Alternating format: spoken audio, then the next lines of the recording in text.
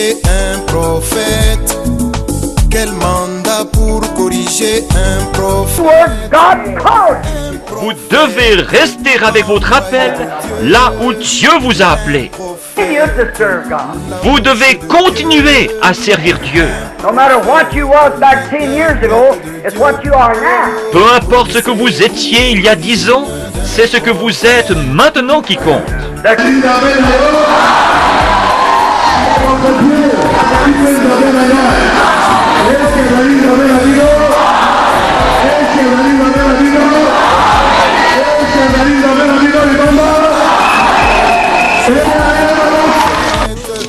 Toyaki kati na mokili tozali na cité permanent na mokili te tozali bapaya baleki nzela mokolo moko tokotika mokili boye soki moto alobi mboka na ekumiseko na mokili azali kati na mibunga.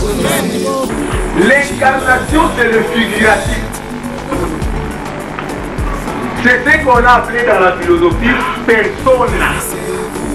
Et pas personne. Dans la philosophie, personne c'est l'être. Persona c'est représenter, figurer les mêmes choses. Persona c'est comme un individu théâtral. Dieu cherche des prédicateurs, cherche des pasteurs, des ministres, des hommes et des femmes qui sont solides et qui ont la colonne vertébrale. Et les gens qui sont solides pour Dieu. Vous savez, moi je suis un ancien. Ça va faire mon frère. Nous, ce que nous avons besoin, c'est le témoignage de votre vie. Prophète, oh. Qui êtes-vous pour corriger un prophète? Un prophète envoyé de Dieu. Un prophète, la bouche de Dieu. Un prophète, l'interprète de Dieu. Oh, connaissez-vous l'origine d'un prophète? Oh. Connaissez-vous l'origine d'un prophète? Oh. Qui est-tu?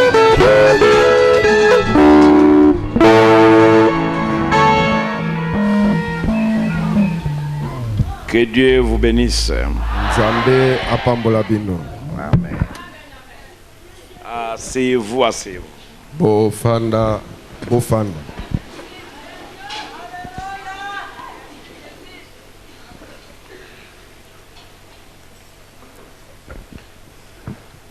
Je vous salue tous ce matin au nom de Jésus-Christ. Amen. Je vais d'abord prier pour l'anniversaire de mon homo.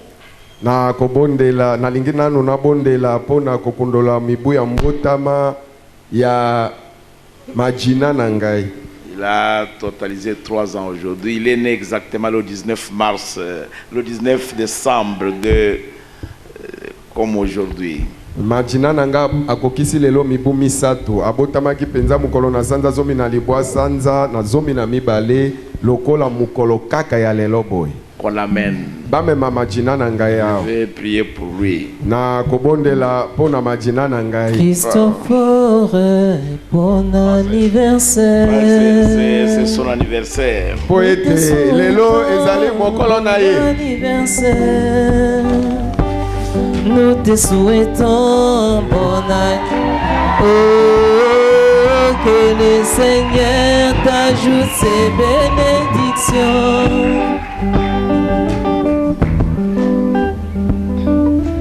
Dieu notre Père Céleste, bénis les petits Christophore. Toi tu as dit par la bouche de Malachie 4 que le nom a de l'influence.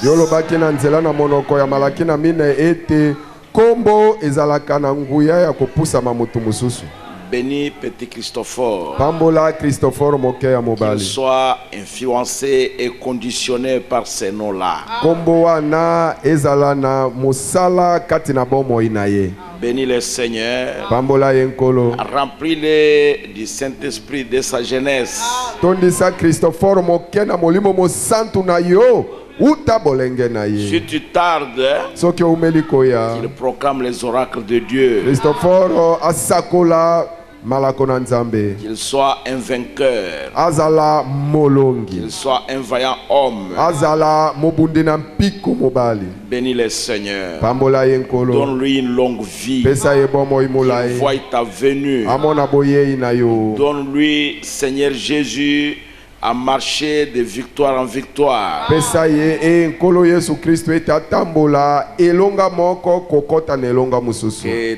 Que ses ennemis soient tes ennemis. Pe banguna na ye bazala banguna na yo. Quiconque creusera une fosse contre lui, qu'il tombe lui-même dans sa fosse. Mutoyo akotimola libulu kotemela Christopher ye moko akoya kati na libulu na ye. Quiconque lèvera sa main contre lui, que l'épée de l'Éternel le réprime. Ye nani akotombola loboko na ye po ete abeta Christopher mopanga na Yahweh ekata ye. Nous te demandons cela pour ta gloire. Tosengi yo yango pona nkembo na Au yo. nom de Jésus-Christ. Na kombo na Yesu Kristo. Amen. Amen. Amen. Que Dieu te bénisse, frère. Frère Nzamba apambola yo. Bon anniversaire, Christopher. Christopher mbotama elamu. Nous lisons les Écritures. Maintenant, nous allons lire. Tanga. Nous allons lire dans Daniel, Tokotanga katina mokanda ya Daniel. verset 26. Daniel libwa tukumi bale na motoba. Ok. Après les 62 semaines, un oin sera retranché. Sima na baposo tuku motoba na ibale mopakola mimoko akolongolama. Il n'aura pas de successeur. Akozala na mokitanite. Le peuple d'un chef qui viendra détruira la ville et le sanctuaire. Bato ya mokonzi moko ya koya bakobebisa ngumba nye pe tumbelo. Et sa fin arrivera comme par inondation. Pe suka na ye ekokoma lokola pela. Il est arrêté que les dévastations dureront jusqu'au temps de la guerre. Et si etandami ete kobebisa nye eko umela kino na suka netumba. Prions le Seigneur. Tobondela nkolo. Dieu notre Père Céleste, Zambe tata na biso na likolo. nous te remercions encore une fois de plus ce matin, Seigneur. Totondi yo lisusu na tongwa lelo nkolo. Alors que nous cheminons vers la fin de cette étude, Wana ezali biso kokende pene na suka na koyekola oyo. bénis-nous. Pambola biso. Donne-nous des bénédictions en abondance. Pesa biso mapamboli ebele. Donne-nous la connaissance en abondance. Pesa biso boyebi ebele. Remplis-nous de vie de Dieu. Tondisa biso na bomoi ya Nzambe. Que nous soyons pleins de zèle et d'enthousiasme. Totonda na molende pe na mpiko. Et que ceci puisse constituer une alerte perpétuelle dans nos vies jusqu'à ce que tu viennes. Pe makambo oyo ezala ekebiseli ya koloba bokeba kino yo koya. Nous te demandons cela ce matin. Tosengi yo yango na tongo oyo. Pendant que nous étudions ces choses, Tango tozoyekola makambo maye. ôte toute maladie du milieu de nous. Longola malali nyonso katikati na biso. Donne-nous la bonne santé. Pesa biso bokolongono na Et nzoto. ôte toute affliction. Longola mawa na motema nyonso. Éloigne les difficultés de nos portes. Longola na bikuke na biso bakaka Et nyonso. remplis-nous de la joie du Pe salut. otondisa biso na esengo ya lobiko. Au nom de Na Jésus-Christ. kombo na Yesu Kristo. Amen. Amina. Amen. Amina. Vous asseoir, mes bien-aimés. Boki kofanda balingami na ngai.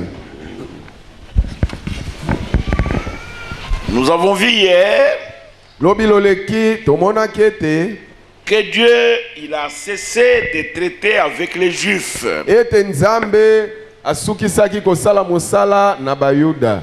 Au moment où le Messie, le prince qui devrait venir a été retranché, Na tango oyo Masiya mokonzi oyo esengelaki ete aya alongolamaki, il a été rejeté abwakamaki jusqu'à la crucifixion. kino na kobakama na ekulusu.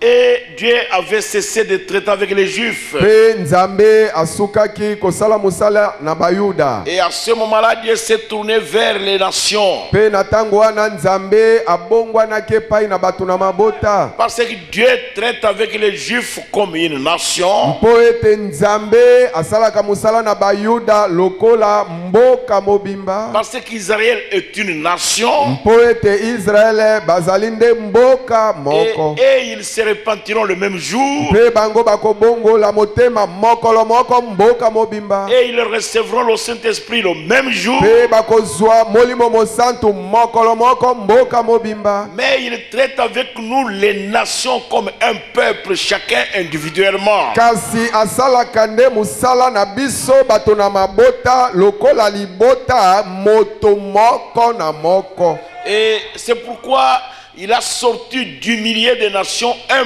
peuple capable de porter son nom. Netina bimisi uta na mabota ebele abimisi batu moko yo bazali na makoki ya komema kombo na ye. Et c'est le temps des nations qui commence. Ezali pe ezali nde tangu na mabota ebandi. Et le temps des nations, si vous regardez sur mon schéma ici,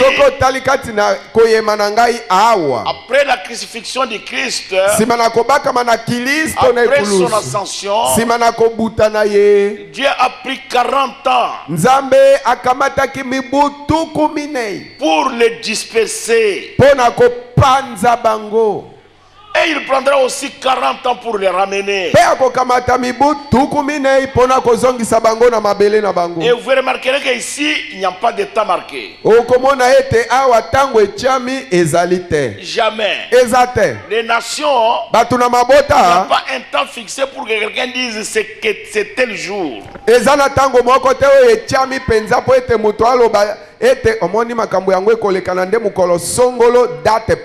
Non, non, non, non. Il n'y en a pas. Vous voyez. Alors nous commençons le temps des nations. Le prophète dit ceci au paragraphe 102. Maintenant c'est cet âge de l'église. Donc nous avons fait l'étude. Frère Kombozi, tournez le tableau. Nous avons déjà fait l'étude de ça au complet. Le temps des nations, de la crucifixion de Christ jusqu'à la fin des âges de l'église.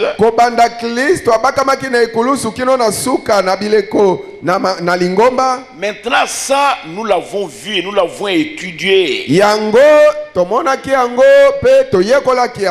pouvons maintenant prendre nous pouvons maintenant aborder les sceaux, les coupes et les trompettes.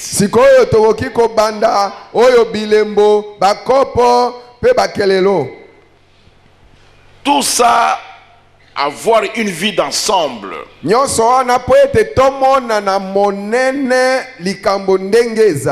Tout ce qui a trait aux Juifs et au jugement que Dieu exercera sur les gens qui sont sur la terre.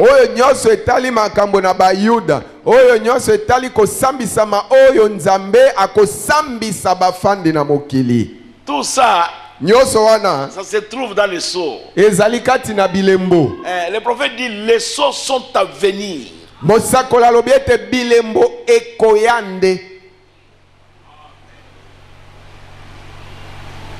Je sais pourquoi j'insiste là-dessus.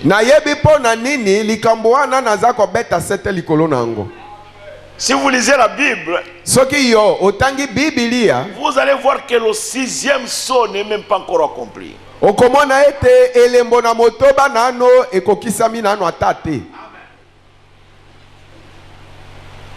Si vous regardez ici, à l'âge du veau, nous avons mis le 3e et le 4e sceau.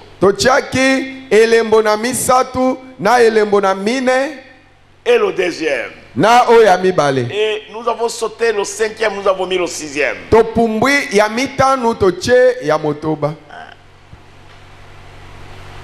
Parce que ces âges ici, po ete bileko oyo et dans ces sauts ici, mpe kati na bilembo oyo ce sont les âges de persécution. ezali bileko oyo na monyoko.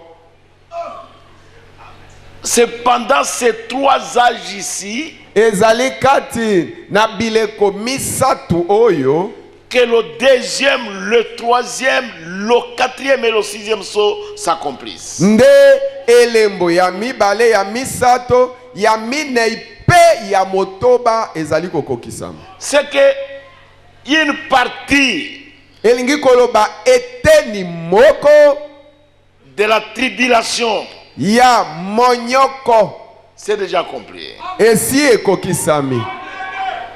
Le prophète dit, mosakola alobi l'église catholique avait tué 68 millions de protestants. lingomba ya bakatolike eboma bamakiasi tuku motoba na mwambe ya baprotestant. C'est surtout ces 2 âges ici. koleka L'âge mingi de Pergame bileko et de Thyatire. na Pelegama na na Twatila koleka Comme vous mingi l'avez remarqué. lokola tomonaki yango.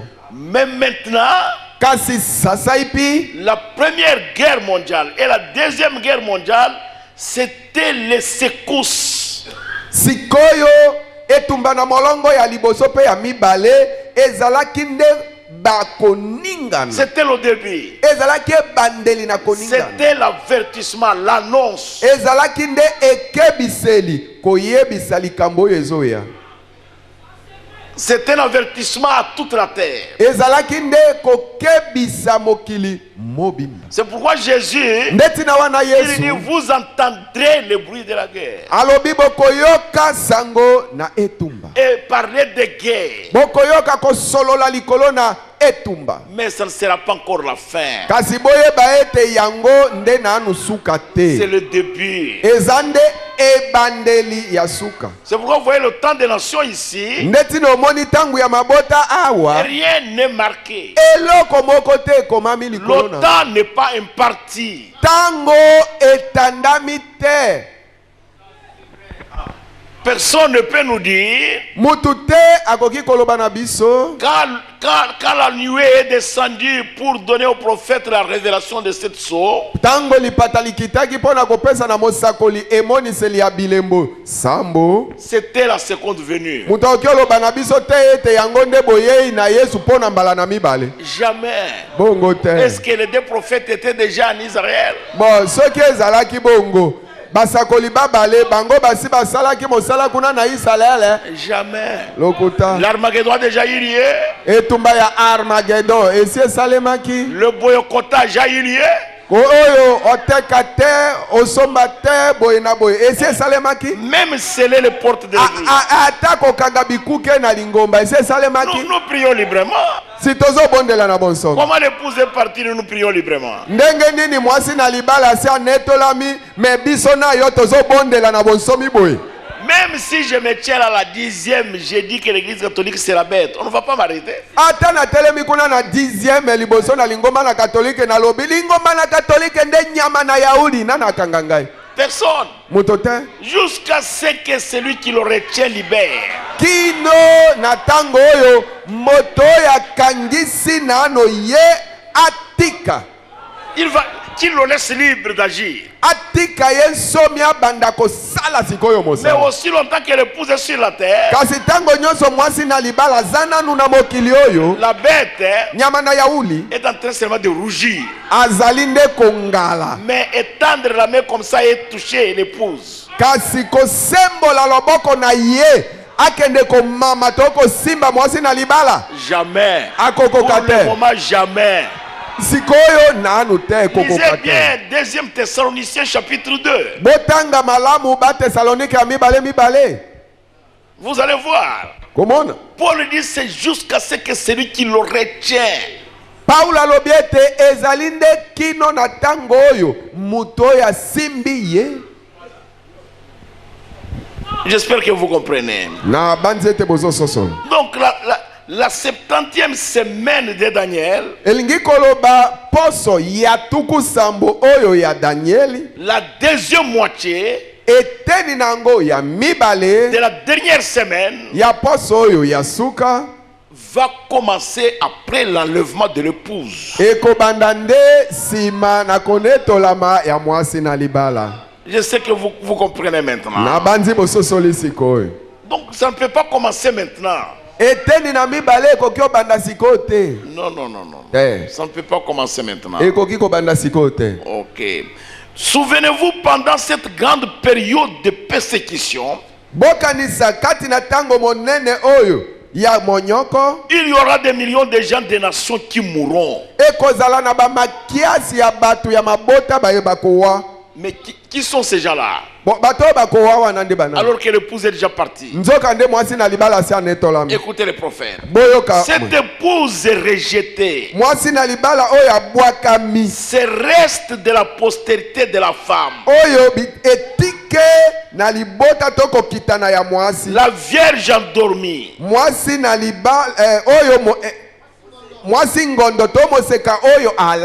Elle passe par là. C'est aussi clair que les 70 semaines aussi clair. Et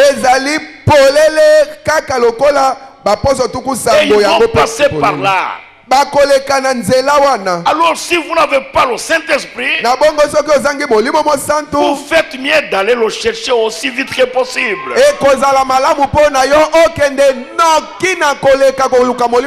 Nous sommes au temps de la fin. Quels sont les gens de la terre qui mourront par millions? C'est la Vierge folle. Celle qui n'a pas l'huile dans sa lampe. C'est pourquoi le prophète dit aujourd'hui, pendant que nous écoutons le message, c'est le temps de la préparation des lampes. Et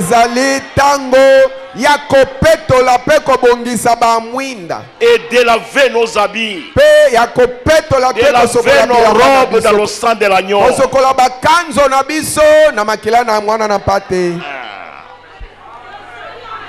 Nous enseignons aux gens le baptême du Saint-Esprit, c'est que quelqu'un croit à la totalité du message de son temps.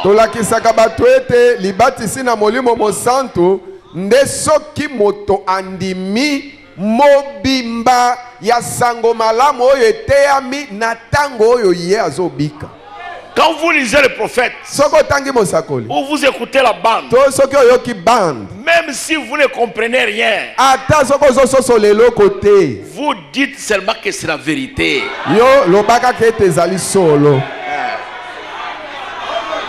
Parce que le prophète, c'est la bouche de Dieu. Même si vous n'avez pas la capacité d'expliquer ça. Mais ce que le prophète a dit, c'est la vérité.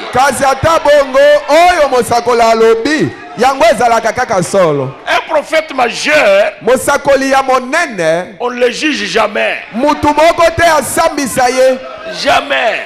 Vous ne trouverez pas quelqu'un juger la prophétie d'Ésaïe.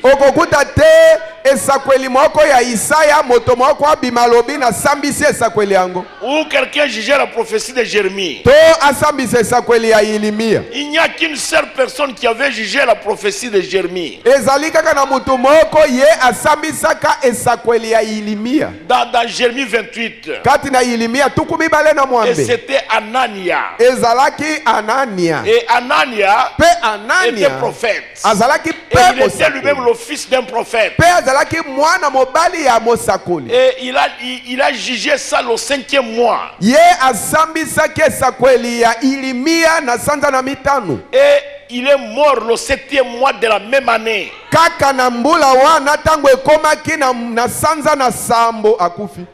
Vous savez comment Jérémie clôture ce chapitre-là?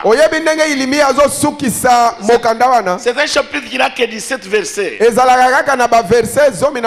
Jérémie dit ceci. Il dit Anania. Vers le verset 15. Il lui dit Anania. Tes paroles sont une révolte contre l'Éternel.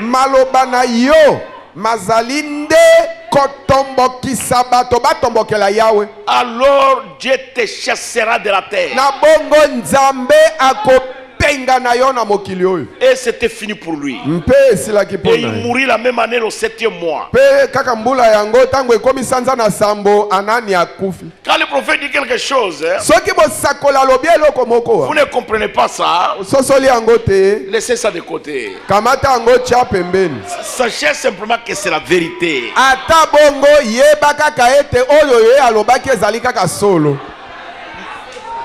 Avant d'aller dans l'enlèvement, nous n'aurons pas tous la même connaissance. Paul a dit ça. Jésus a dit ça aussi. Il a dit le grain qui est tombé dans la bonne terre, ça commence à se reproduire. Tous les grains qui était tombé dans la bonne terre, ça commence à se reproduire. Un grain a produit 30, un autre 60, un autre 100. Et Jésus dit tout cela pour la gloire de Dieu.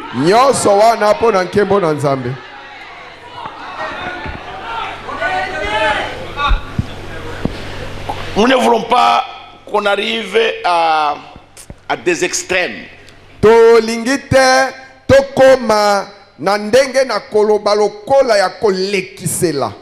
Dire que si vous ne croyez pas aux 7 tonnerres, vous ne serez pas levés. Si vous ne comprenez pas les 7 tonnerres, vous ne serez pas levés. La foi de l'enlèvement se trouve dans les 7 tonnerres. Et mais le prophète dit, la foi de l'enlèvement se trouve dans tout le message. Il y a des gens que nous avions baptisés. Il n'a jamais entendu l'enseignement de cet âge.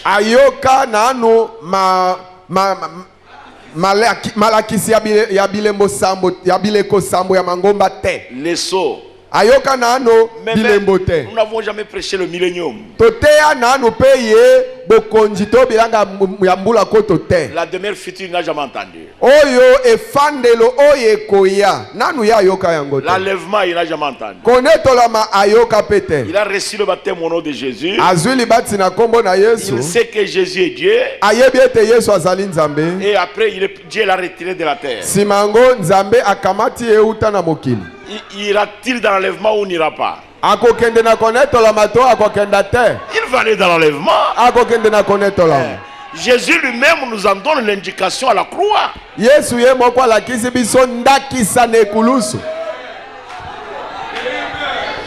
Les Pierre, les Philippe, les Nathanaël et André, ils ont marché avec lui toute leur vie.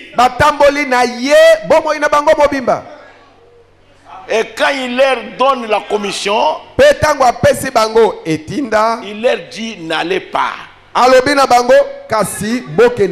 jusqu'à ce que vous recevrez la puissance d'en haut. Là, la croix, ces gaillards-là, ces brigands-là, il dit quand tu seras dans le royaume de ton père. Il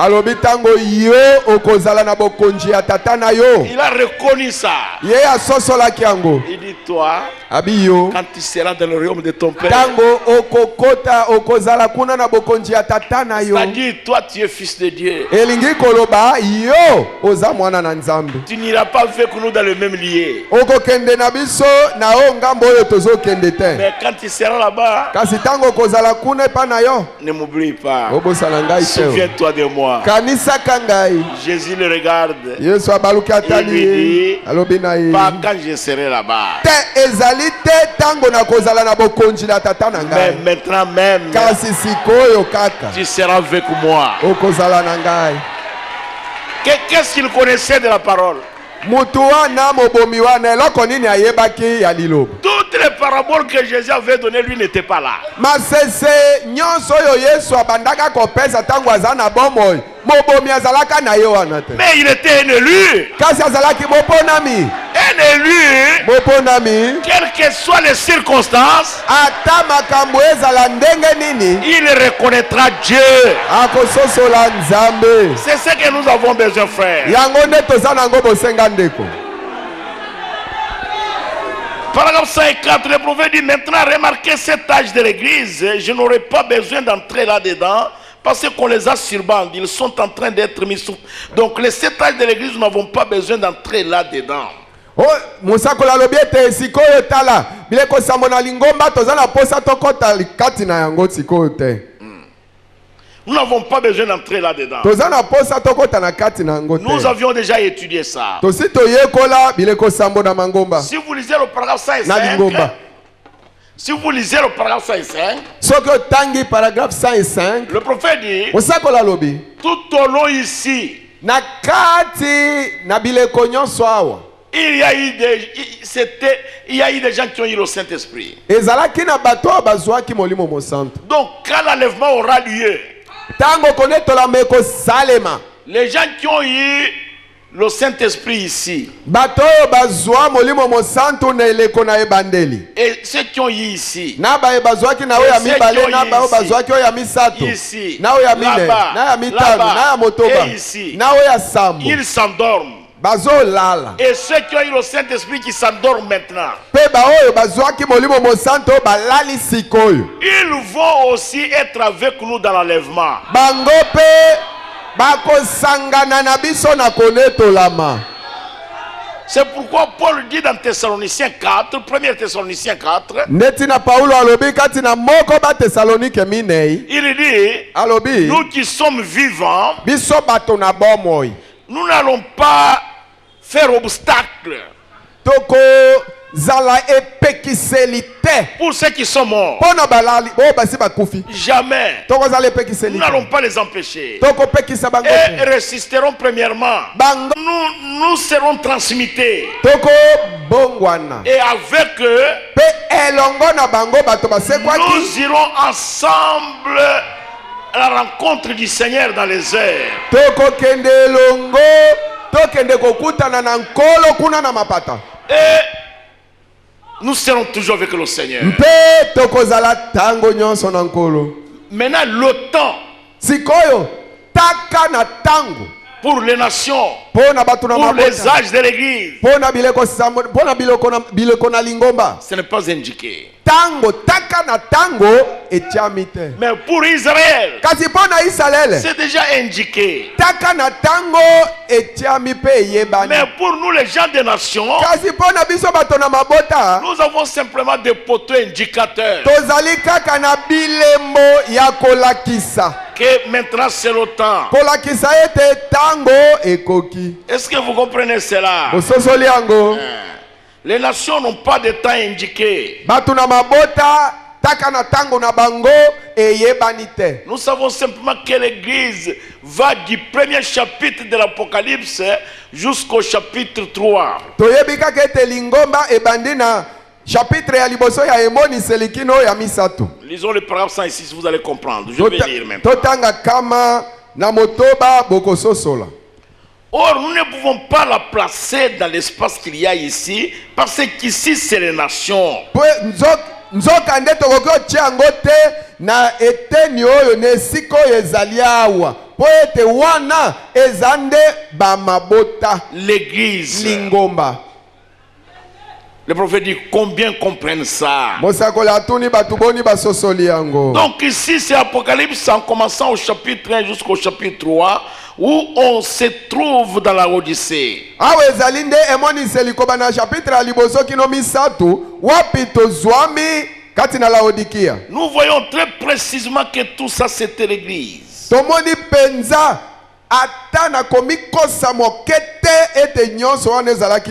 Le monde de l'église lui-même. Dieu n'a jamais inclus le pécheur.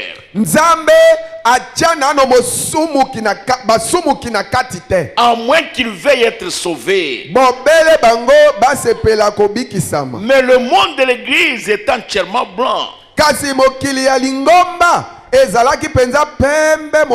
Comme vous le voyez là-bas, c'était vraiment blanc. Après ça sont venus les Nicolaïtes qui ont voulu former une organisation.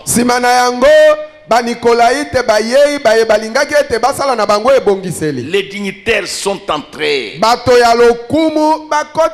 Et c'était à Nicée, à Rome. Quand ils ont tenu le concile de Nicée, qu'est-ce qu'ils ont fait? Ils ont organisé l'église. Et là ils se sont mis à persécuter les chrétiens. Ensuite, dans l'âge de l'église suivant, le christianisme, quant au baptême du Saint-Esprit, a été presque complètement éliminé. Kibo Kristo pona oye tali libatisi na molimo mo santu yango elongola maki pene mobimba tout nyoso elongola maki. C'est pourquoi vous voyez la Odyssée est presque noire. Nde omoni la Odikia ezali pene moindo ti. À partir de Thyatire, remarquez ce qui se passe. Même Pergame là, donc là, un tout petit là de blanc. C'est-à-dire il n'y avait que très peu de gens remplis du Saint-Esprit. Mais regardons notre âge. Un âge trompeur.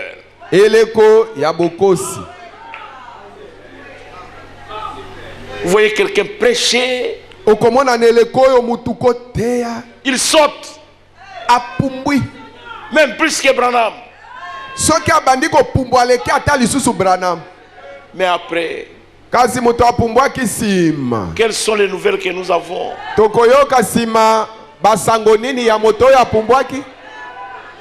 C'est vraiment terrible, mes frères. C'est un âge trompeur. Un âge de l'hypocrisie.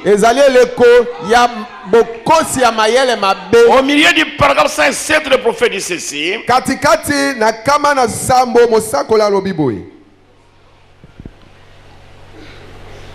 Après avoir consulté les anciens manuscrits, il dit ceci. Et chacun d'eux vous a prouvé que l'église dont Dieu parlait n'était pas cette église catholique organisée, ni aucune organisation. Lingomba oyo nzambe azalaki kosolola ezalaki église lingomba catholique était ata lingomba moko te oyo ebongiseli to emibongisi. Ce sont ceux dont Dieu parlait et toutes ces grandes étoiles de l'église, c'était des hommes qui enseignaient le baptême du Saint-Esprit, le baptême au nom de Jésus-Christ et la venue de l'Esprit de Dieu. Bongo oyo nzambe azalaki kosolola likolo nango na minzoto minene nyonso wana ya eleko ezalaki nde mibali oyo bazalaki kolakisa libatisi na molimo mosantu libatisi na kombo na Yesu Kristo pe boye ya molimo mosantu oyo ya nzambe qui enseignait le parlant langue et l'interprétation des langues, la guérison, les miracles et les signes. Oyo azalaki kolakisa oyo kosolola minoko na sika pe ndimbola ya minoko na sika kobikisama na nzoto uta na nzambe bilembo pe bikamwiseli. C'est ça que Dieu donne. Yango de nzambe azopesa. Il ne peut pas changer d'avis et dire eh bien voilà mon idée d'une église, l'église apostolique. Akoki kobongola bomonoko na yete po aloba ete tala likanisi na ngai po na lingomba oyo na bapostolo. Et maintenant mon idée est une église de dignitaires. Sikoyo likanisi na ngai asike ekomi ete lingomba ekomi lingomba ya bato na lokumu. Dieu ne change pas. Nzambe abongwa na kate. C'est toujours le Saint-Esprit. Ezali kaka molimo mosantu. C'est pourquoi dans les âges, ndetina na bileko nous vous avons dit que Les églises, les dénominations, les églises organisées, ce sont des loges. Netina tolakisaki bino na bileko ete na bileko na lingomba ete mangomba yemi bongisi o mangomba bibongiseli ezali nde bifandelo ya batu Et bibumbelo pamba ya batu. Et dans d'autres prédications, le prophète appelle les dénominations des morgues. Na Mateo mususu nzambe be mosakola biangi oyo bibongiseli na mangomba abiangi ango bandaku ya bibembe. Selon la vision de Dieu, il voit différemment de moi. Si moi je me tiens ici, on me demande là, à qui appartient cette église? Moi je vais dire, voici mon église. Mais si Dieu se tient ici, il va dire, voici mon église. C'est celui-là. C'est celle-là. C'est-à-dire l'église, ce sont ceux qui sont sortis hors d'eux.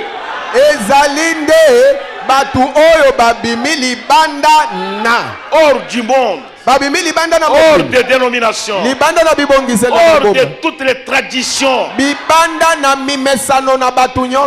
Et qui sont entrés dans le corps de Christ.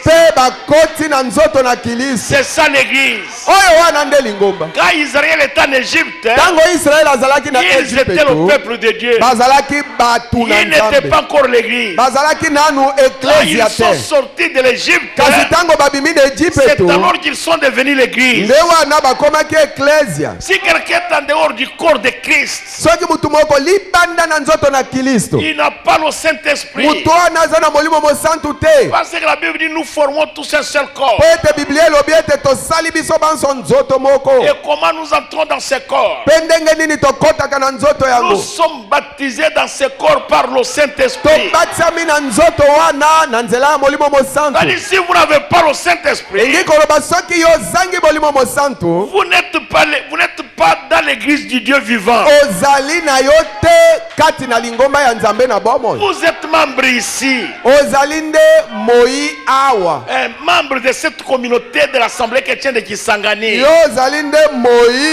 Lisanga oyo ebiangami assemblée ya bakristo ya Kisangani. Mais membre de l'église du Dieu vivant. Kasi kozala moi lingomba ya nzambe na bomoi. Vous devez avoir le Saint-Esprit. Esengelozo wa molimo mo santo. Vous devez avoir le Saint-Esprit, mon frère. Sengelozo na molimo mo santo ndeko.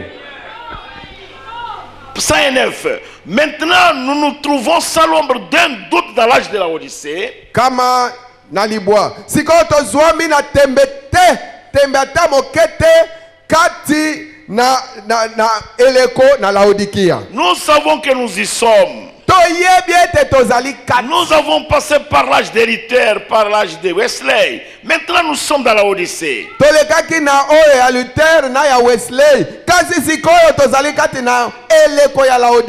Voyez, nous avons étudié tous ces messagers. Nous avons étudié leur nature. Nous avons vu comment le prophète a dit les identifier en étudiant la caractéristique de l'âge, la nature même du messager et l'esprit qui le conduisait. C'est alors qu'il a identifié le messager.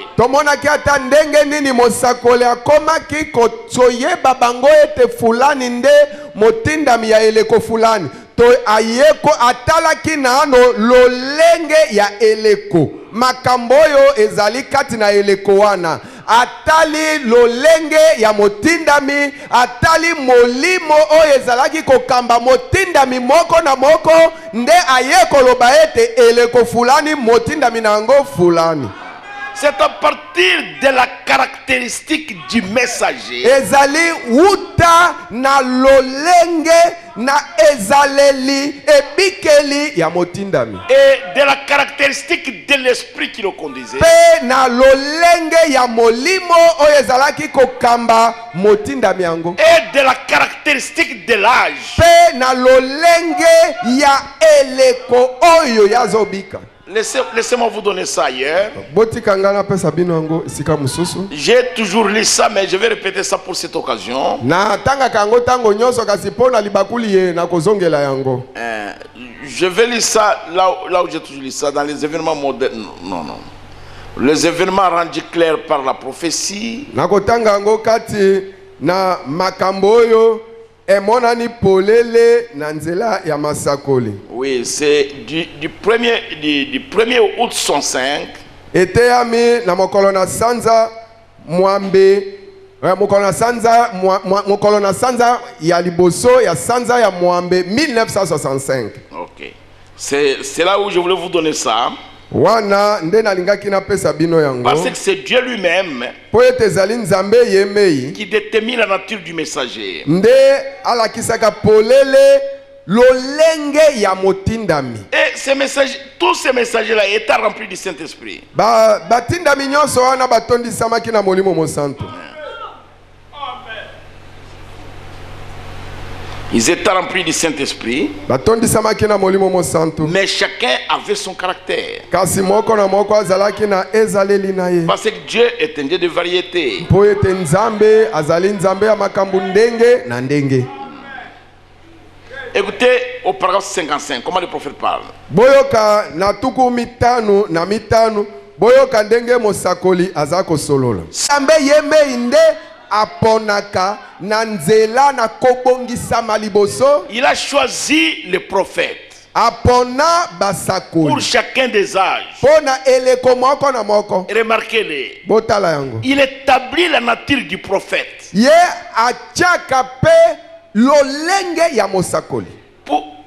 Pour qu'elle convienne à cet âge-là. mpo ete lolenge na ye wana ekokana na eleko wana. Voyez-vous, moni il détermine son style. atiaka atandaka lolenge ya kosala na ye. Tout ce qu'il fait, nyonso oyo il azosala détermine ce qu'il est. atiaka pe eloko ndenge ye azali. Instruit ou sans instruction.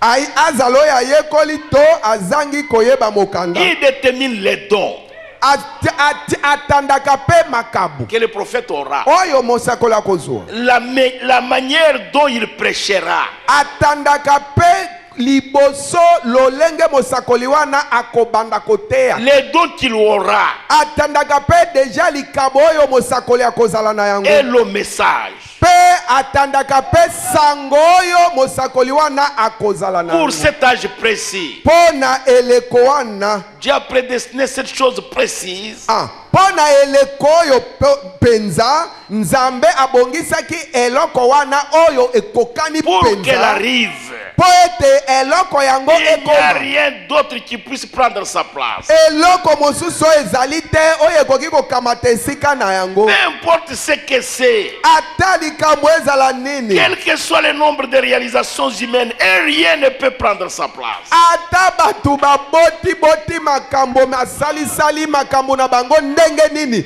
eloko ata moko ekokamata esika na il a prédestiné cet homme-là. ye abongisaki liboso mobali wana. Peut-être que cet homme, c'est un homme ignorant. tangu mosusu mobali yango azali moto oyo ayebi eloko te. Il se pourrait qu'il est prédestiné à être un autre genre d'homme. eta mosusu abongisa nde ye ete azala nde lolenge mosusu ya mobali. Tout ce qu'il est, nyonso oyo ye il azali. lui donne sa classe. apesa ye bato oyo akozala na bango. apesa ye bato oyo akozala na bango.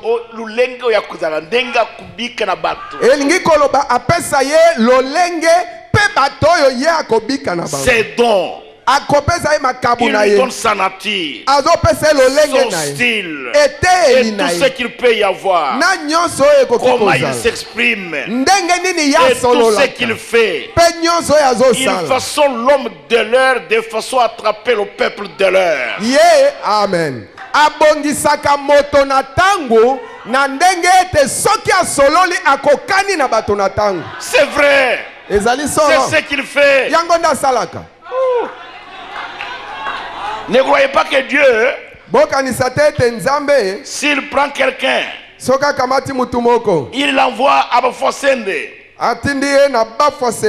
Il sait que cet homme conviendra à la nature du peuple qui est là.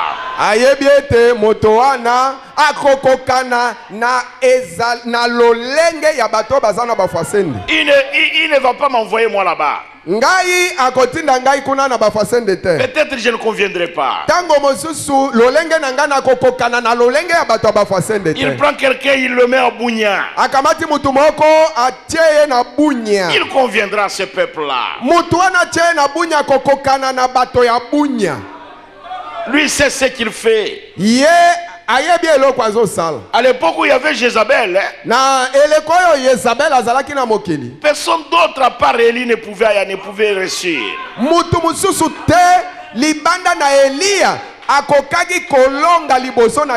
Jamais. Même les 7000 là, il s'est caché.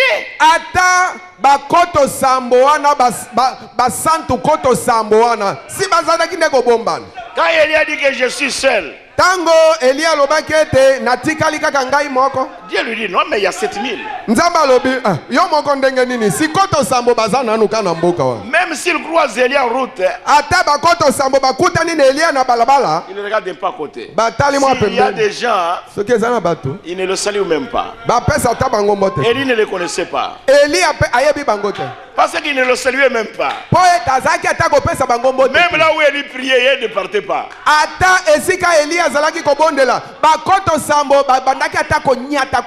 Mais il n'adorait pas Baal. Ils adoraient toujours Jéhovah. Mais ils avaient peur de Jézabel. Mais Élie le Tishbite, il n'avait pas de femme, il n'avait pas d'enfant, il n'avait pas de maison. Il habitait où? Et il venait d'où? Qui était son père et sa mère? Il n'avait pas d'héritage. Il convenait. Il n'avait pas de soucis. Comme vous et moi. Oh, qu'est-ce que je laisserai à ma femme? Si je meurs, qu'est-ce que je laisserai à mes enfants? Si c'est la mort, il va mourir. Il va mourir. Il n'avait pas peur. Il a rencontré Akab face à face. Akab lui dit, Élie, tu troubles Israël. Il dit pas moi. C'est toi et la maison de ton père. Et les gardes-corps étaient à côté. À cette époque-là, ce n'était pas convenable pour Isaïe. Il fallait Élie le Tishbite. Vous ne savez pas. Cet âge ici, il fallait William Marion Branham. Pas Luther. Vous et moi, même si nous faisons combien de miracles, nous ne pouvons jamais remplacer Branham. C'est impossible.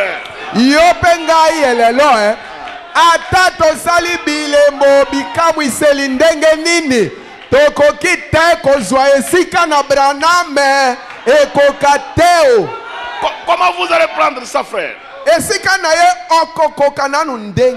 Jamais. Vous ne saurez pas. Vous voyez Rhodes, il avait commis une grosse erreur. Il a organisé une fête de mariage. La femme d'autrui à côté.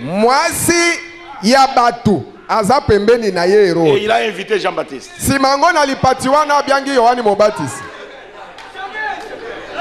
Et les gens dansaient, les gens mangeaient, et j'ai été calme. Il s'est demandé ce que ces gens voient, les péchés qu'il y a là-bas devant. Ce qui est assis là-bas.